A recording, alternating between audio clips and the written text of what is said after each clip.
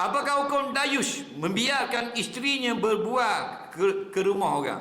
Isteri berbual ke rumah orang bukan dayus. Dayus ni membenarkan isterinya berzina. Dayus ni membenarkan isterinya dipeluk oleh laki-laki. Dayus ni membenarkan isterinya dipegang oleh sebarangan bukan mahram.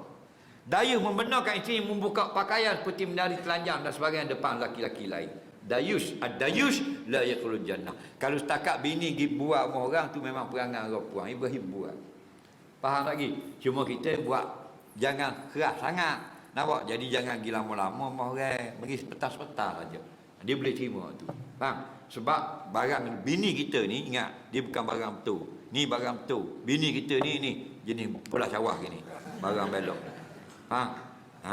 Bila barang belok, jangan keras sangat. Nabi kata innal mar'ata khuliqat min din'in a'la.